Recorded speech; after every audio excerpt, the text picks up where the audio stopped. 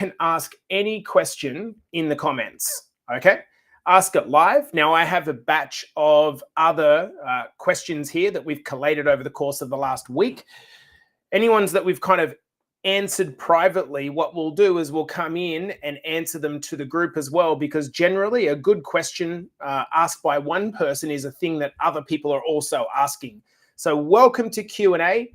You can ask any question you want. All right, guys. G'day, Nico. How are you, my brother? Jen's in the house. Rel's in the house. Kate is Mel. How are you, girls? Hey, Pete. How are you, mate? Hey, guys. How are you? I hope you're having a lovely start to the morning. All right, Karina, Sandy, let's go. Let's get into another episode of Q&A. Ask your questions in the comments.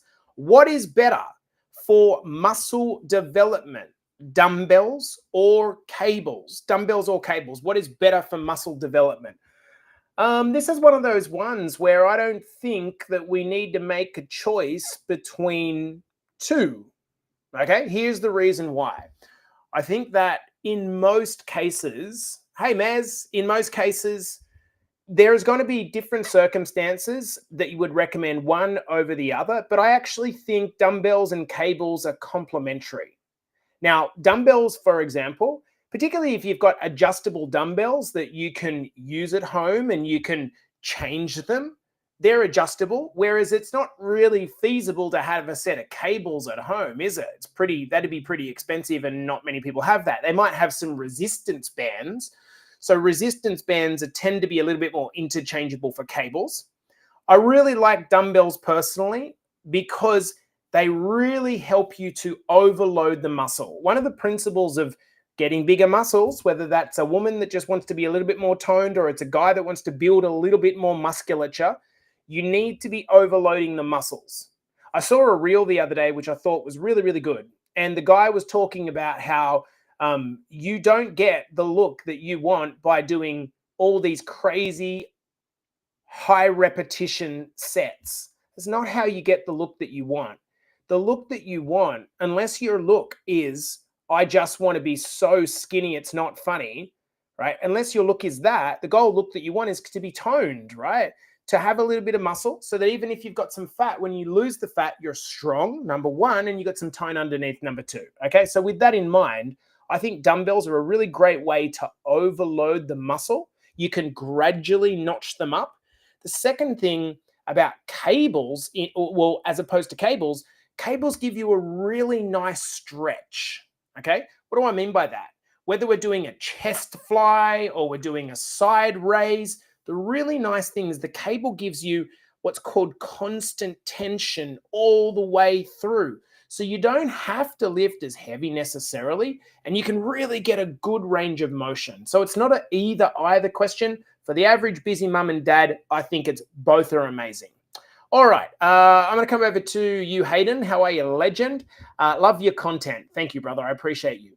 What protein whey powder would you recommend, please? So much on the market, and I guess I want to stay nearer to the stuff with less additives. Thanks. Okay, so good question. So who knows that protein is really important? I think everyone knows this by now. If you don't know this, if you're just doing a cut and your protein drops low, what's going to happen is you're going to break down muscle mass. That's not what you want.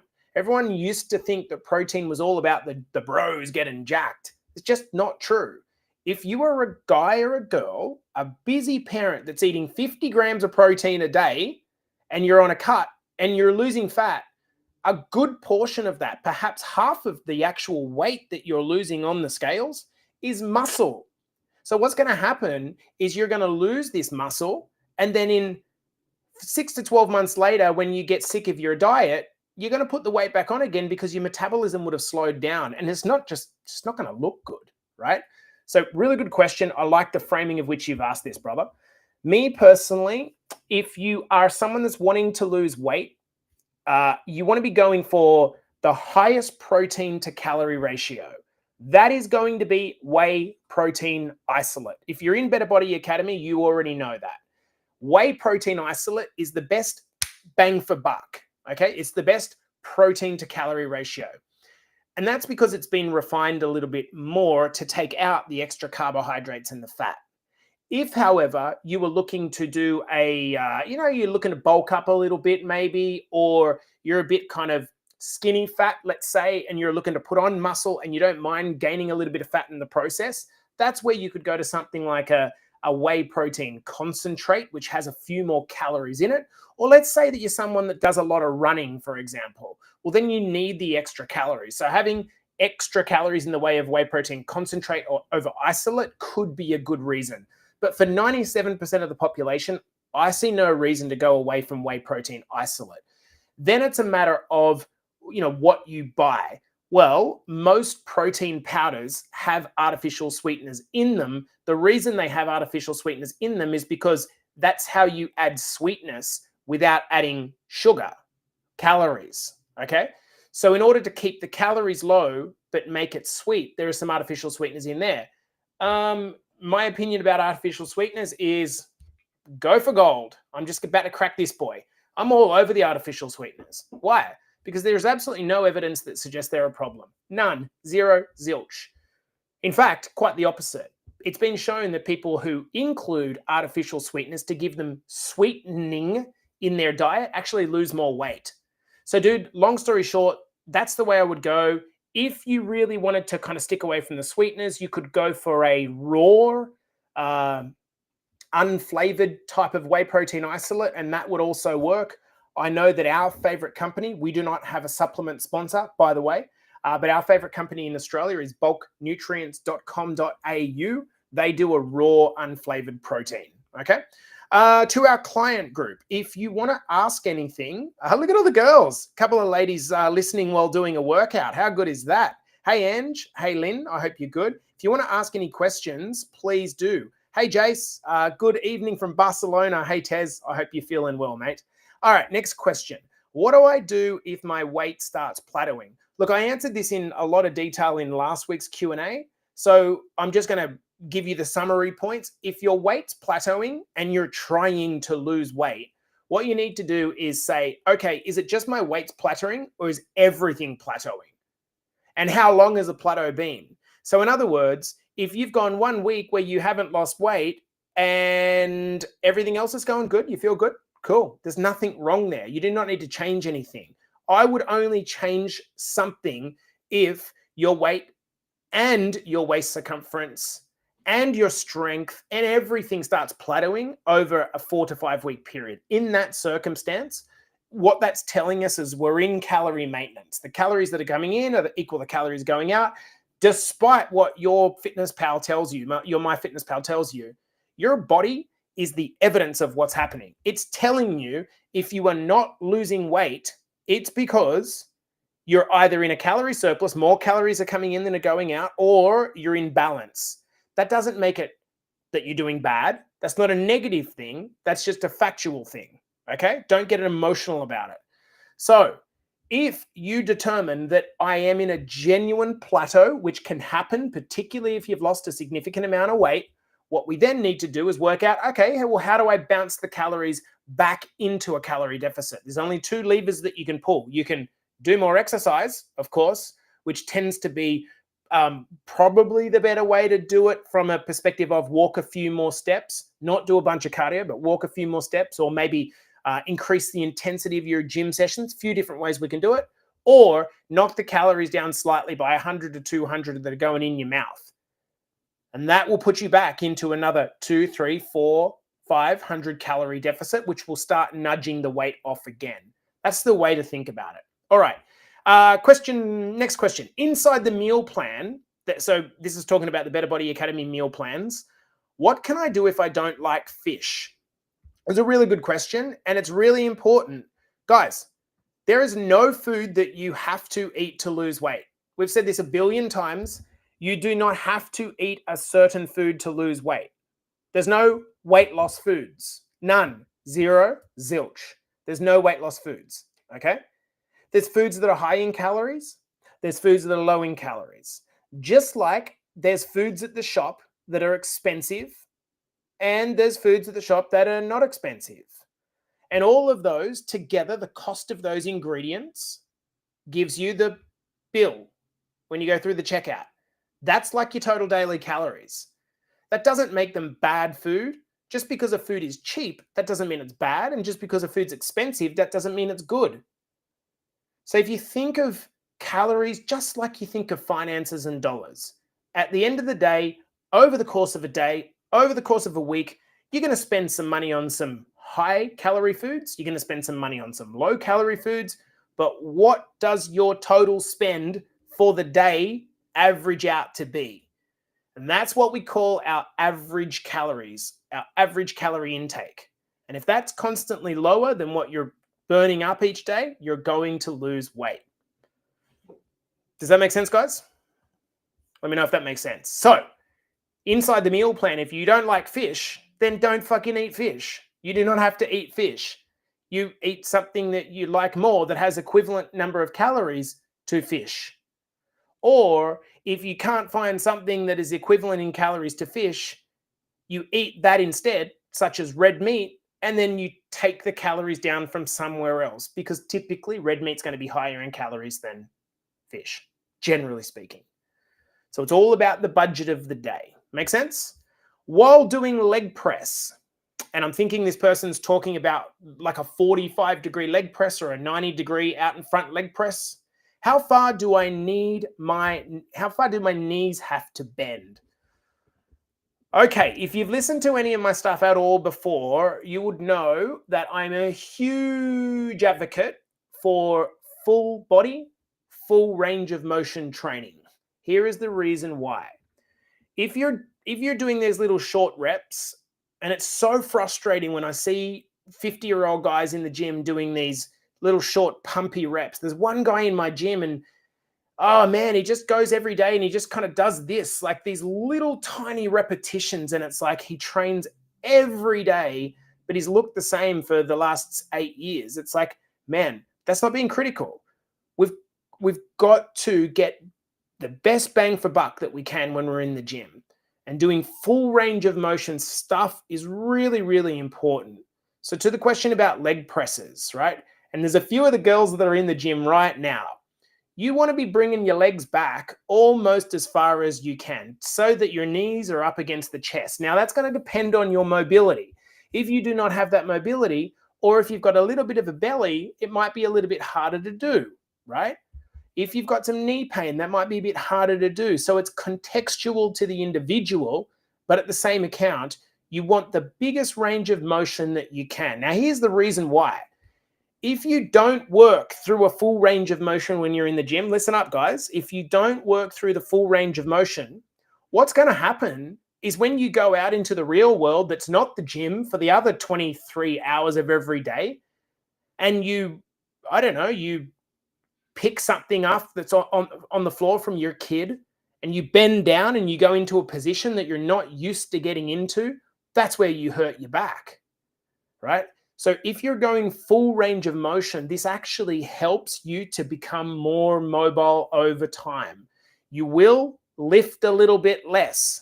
So there's a little bit of an ego hit there, but it's really, really beneficial to drop the weight back and go full range of motion. Good morning, Nicole. Good morning, Joe. I'm back. Hey, good morning, Nat, and good morning, Steph. I hope you guys are great. Hey, Posty. Hey, Rono. Okay, guys, do you have any questions? I'll take a little bit of a moment to ask. Do you guys have any questions? Do you guys have any questions? Think about your transformation. Think about your week. What challenges are you having across the course of the days? What are you struggling with? Ask a question while you've got me. Good morning, Letitia. How are you, babe? All right. I'm feeling a little flat. Do you have any suggestions on how to get re-motivated? Yeah. You've just got to do something. Anything. Here, like the big thing is that unless you've heard this before and it's really ingrained in you, you tend to think of yourself in this like binary way. I'm either motivated or I'm not. If I'm motivated, I can do stuff. If I'm not motivated, I can't do stuff. I want to plant a seed, and this is the seed. If you are feeling unmotivated at the moment, that's a feeling that you're currently feeling.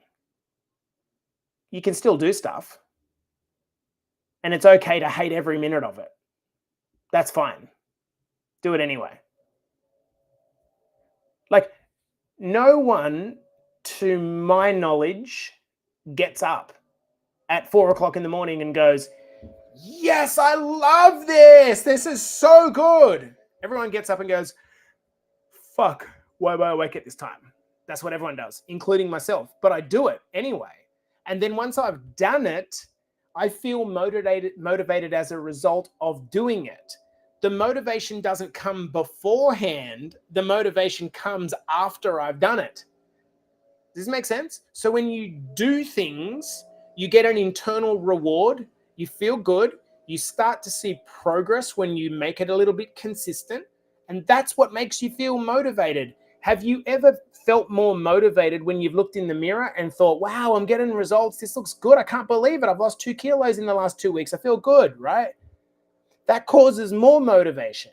The hardest part is getting started. The hardest part is getting a plan. The hardest part is getting that initial momentum. Now, a lot of people have these struggles where after 6 to 12 months, they get a little bit bored, right? Embrace the boredom. Firstly, that's fine. It doesn't have to be sexy. You can do it and then go back to your life. The second thing is it really, really helps to have little interim goals. There are some tremendous humans inside of our academy that have gone on to run marathons and ultra marathons and do crazy things. But one thing that I see as a constant is they have these little goals which they set for themselves 2 to 3 months in advance. It might be a physique goal, like I want to get to this. It might be a strength goal. It might be a competitive goal, like running a 10K run. It could be a photo shoot that they're going to do with their family. If you've just got these little tiny goals that are just out there, not too far away, just a little bit out there, I find that this is extremely helpful in keeping you on track. Okay, so let's go to Nat's question. Hey, Nat, 3 weeks now on the program, loving it, but the energy level is still low. Doing my workouts, food, etc. What can I do? Okay, I love this question, Nat. Okay, here's the reason why.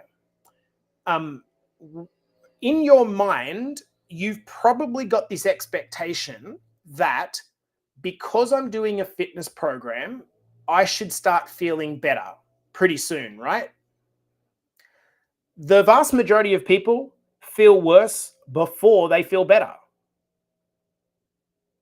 So think about, have you subconsciously set up an expectation that you should feel really good by now, 3 weeks in? Now, let me explain why you perhaps don't feel good. Okay? Number one, primarily it's because your body is running out of energy. Your body is running out of energy. And when your body runs out of energy, you get a bit tired. You don't feel amazing. Your body's used to having this abundant number of calories to burn, but all of a sudden you're telling your body, those calories, I'm not going to give you anymore. So you're going to have to take them from my body fat or my muscle. Too bad. I'm not going to give them to you anymore. So you do start to feel a little lethargic. Okay? That's completely normal, Nat. Now, the next question is, are you sleeping? Now, I have a pretty good brain from working like all across different time zones.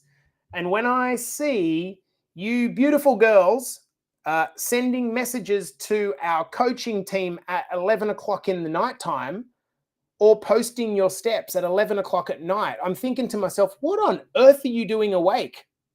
Now, if you're a mama that's sitting there putting her baby to sleep and bored, so you're doing this with the same, that makes sense, right? That makes sense. Like, go to bed. One of the biggest changes that you can make is go to sleep. It is the most underrated component of a fitness journey. You know, all the adverts that you see on TV about driving under the influence of fatigue. Try being on a diet. Try going to the gym under the influence of fatigue. It's horrible. So Nat, you think about your circumstance here. you are in a calorie deficit, even though you're eating good quality whole foods, you're in a calorie deficit, number one. Number two, you are possibly undersleeping, which might not be a change, just the fact that most women just don't get enough sleep, especially when you become perimenopausal and menopausal. On top of that, you're probably doing more exercise. So, Nat, are you cutting your calories too far? Steph says I'm guilty of this. Yeah, Steph, and don't feel bad about that. I'm only recycling what I've heard a billion times before from women particularly, right?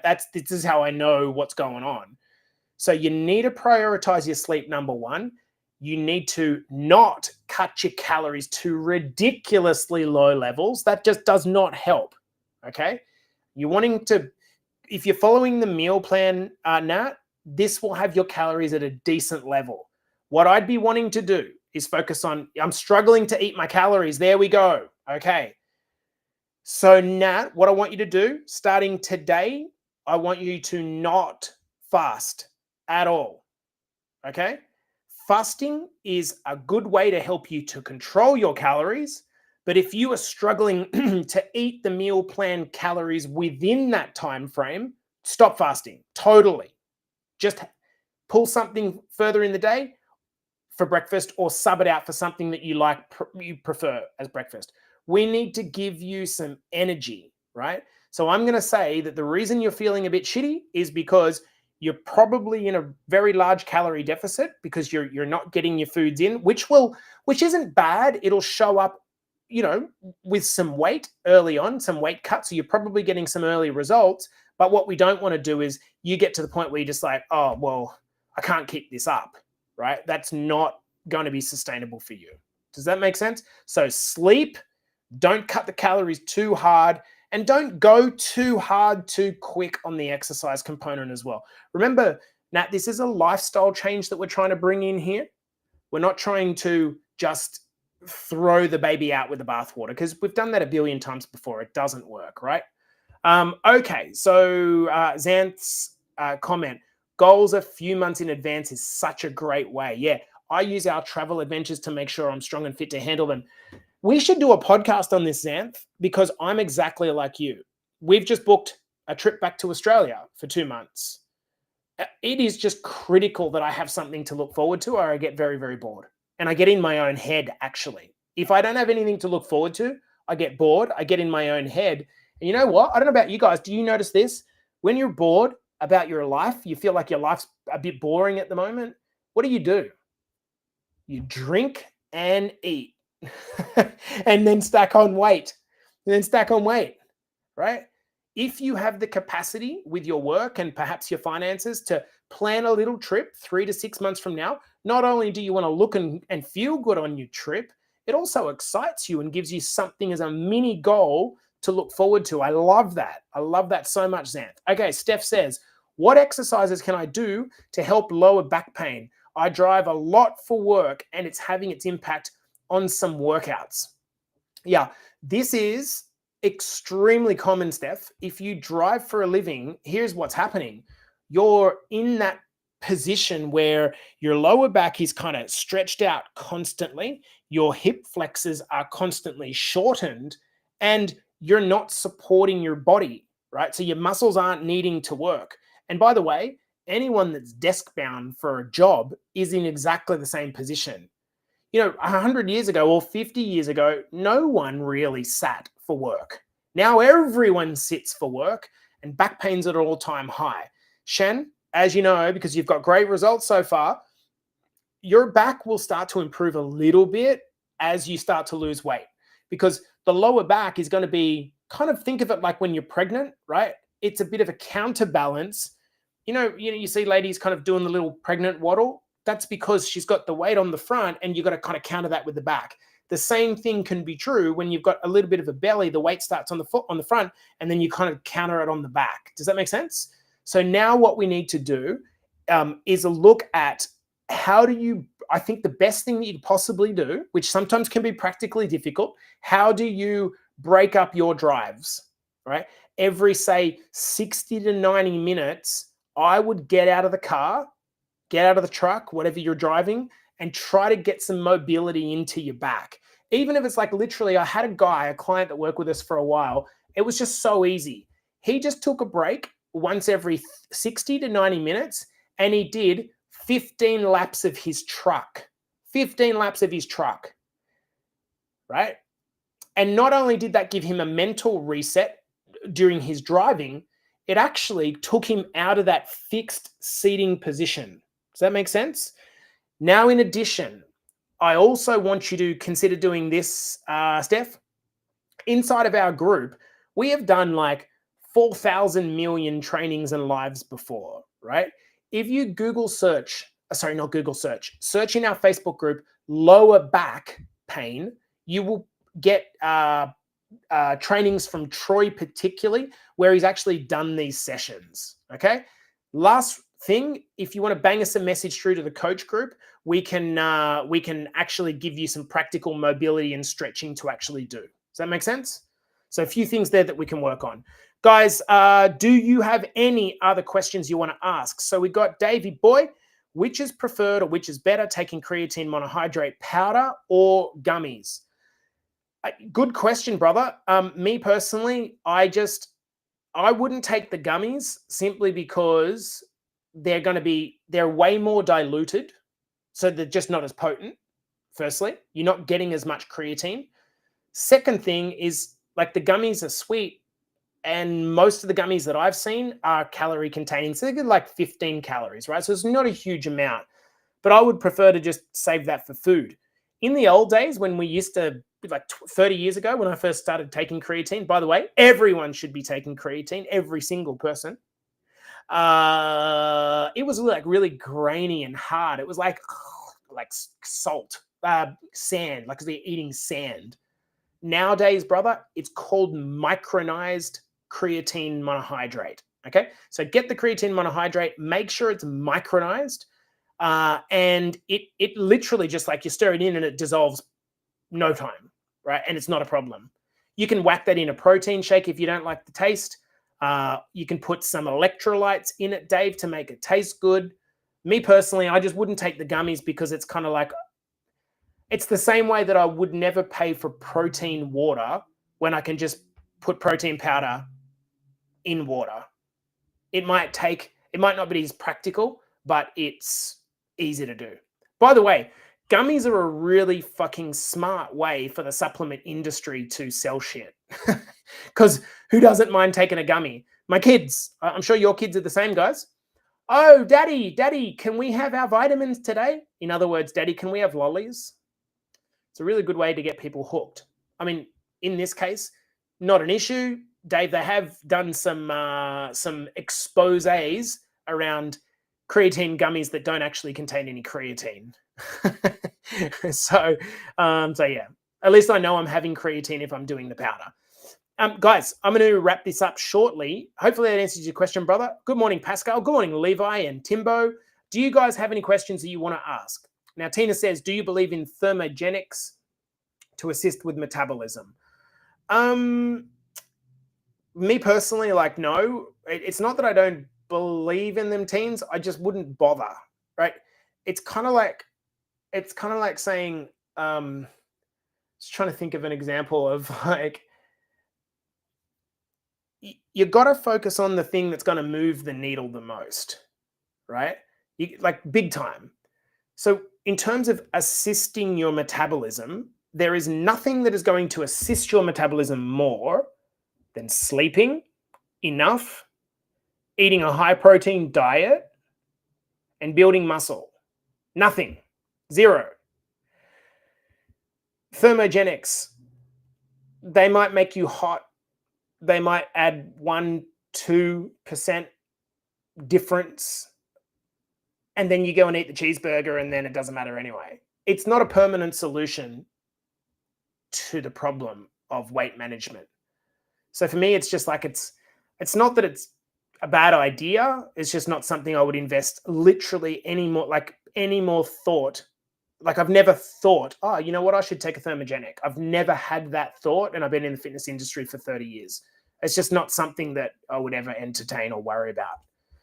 Yeah, and I mean that totally respectfully, by the way, Teens. That's just an opinion, okay? Hey, Claire, good morning, and good morning, Tina, you beautiful woman. I love seeing your photo check-ins every week, Tina. So good. Good morning, Kath, and good morning, Paul, you legend. No problems, Dave. Guys, does anyone have any questions that you want to ask before we wrap this one up? You can ask any question you want, and I will do my best. Joe says, I find protein powders really floury. I hate the texture. I use protein water to ensure I hit my water intake, 1 scoop to 2 liters. That's not a bad idea, Joe. My wife is the same. She's not huge into protein powders.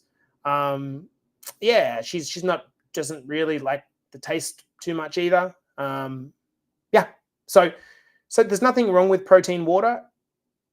I would say make sure you're having a protein water that is WPI based, whey protein isolate based. That's the biggest thing. I wouldn't personally, I wouldn't think that collagen water is a substitute. That's just the one thing. Okay. Sleep tips, Tina. Yeah. Okay, so teams, let's actually answer this one, right? Sleep tips, question mark.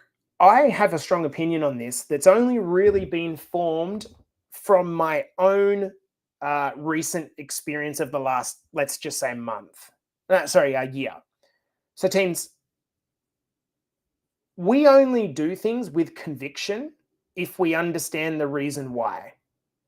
The whole model of Better Body Academy is education, right? Now, this is why I do this podcast, because I believe that the way an individual sets themselves free is by understanding. You know, when you're talking to a person and you're just frustrated that they're not doing what you asked, a lot of the time it's just because they don't understand the context of why you're asking it or why you're suggesting it. So if you could try to coach them on why, that tends to lead to them doing it. And in my opinion, this is like super important. The education in Better Body Academy comes first. Okay? I can give you meal plan after meal plan after meal plan, but the reality is you'll only keep doing it if you understand why. Now, to get to the point around sleep, I don't think many people understand why sleep is that important. That's the first thing. Firstly, your willpower goes to shit if you are not sleeping. Your strength goes to shit. If you're any kind of menopause, your metabolism goes to shit. If you aren't menopause, your metabolism goes to shit.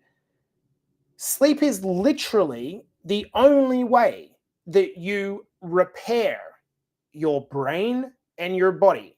The only way, right? And I'm going to put my hand up and say, hey, you know what?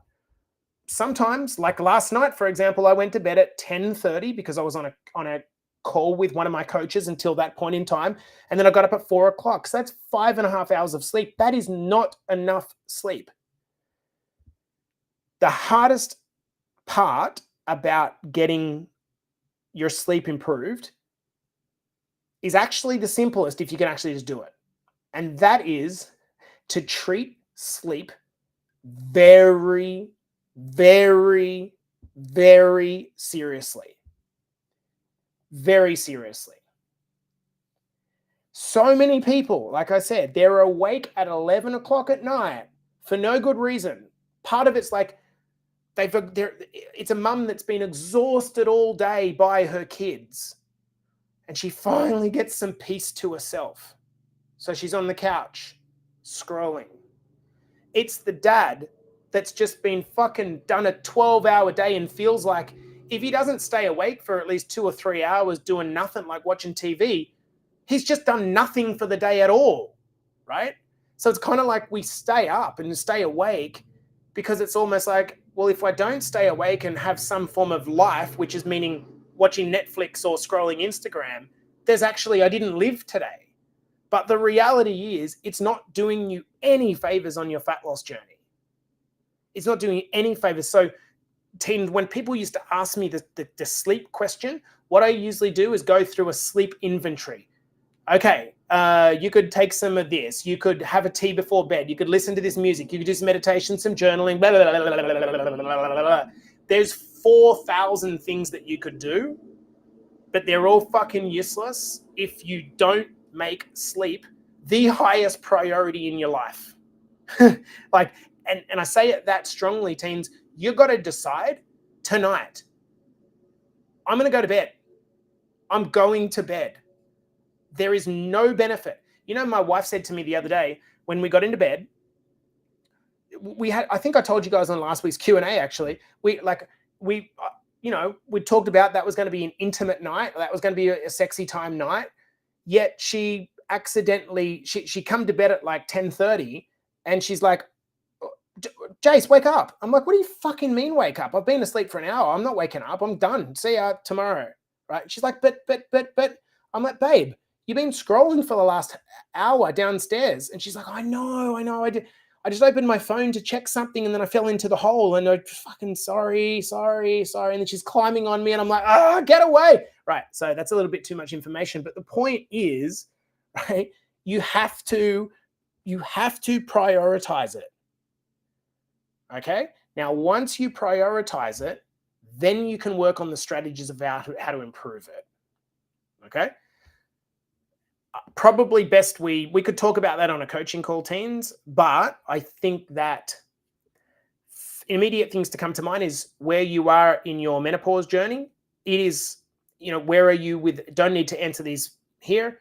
Where are we with the menopause? Where are we with the HRT? Where are we with that? Because my experience and seeing my dear mama go through this, like she just fucking walked around the house at 2 a.m. in the morning for like a decade. She couldn't get to sleep. She couldn't get to sleep. She tried to go to bed. She couldn't get to sleep. Whether it was some level of anxiety or what it was, but she just, as soon as the menopause happened, she'd get hot sweats and all that shit. And then she just couldn't get to sleep. My understanding is that started to fix up a little bit once she got on top of her hormones. That's such a big thing. Such a big thing. Then for me, I'll tell you what, this might not be you teens, but I'll tell you what absolutely destroys my sleep is when I do not lift weights. Okay. When I go away on holidays, as an example, and I'm not near a gym, my sleep just goes, why? I think it's a very simple thing. The muscles, right? The muscles are, the way that they contract is through nervous impulse, right? The nerves electrify the muscles and the muscle contracts, right? So the nervous system, the central nervous system, gets very tired when you lift weights. Why? Because the muscles are contracting and the nervous system needs to propel that, right? So if you're not needing the muscles to contract, the nervous system doesn't need to do its work, and therefore the nervous system doesn't get tired. Have you ever felt tired in body but not tired in mind? That's how I feel when I don't lift weights all the time. I feel tired in body, exhausted in body, but not tired in mind. My mind won't stop going. And that is the fix for me, teens, is the gym. When I go and blast my central nervous system by doing heavy weights, it is the thing that makes me sleep. A little bit of insight there. Look, I could talk about sleep for 17 years, and it's so much of it as well, teens, is we just don't know fully about it. Hey, Vredup, how are you, brother? I hope you're good. Okay, guys, I'm going to love you and leave you. I don't think we've got any more questions. Been here for a while, but hopefully that's helpful. All right, guys, I'm going to love you and leave you. Hope everyone is having a lovely start to the morning. Thanks for coming in. By the way, if you're not in Better Body Academy, what are you doing? It's the best program in the world. You should probably join. Peace out, guys.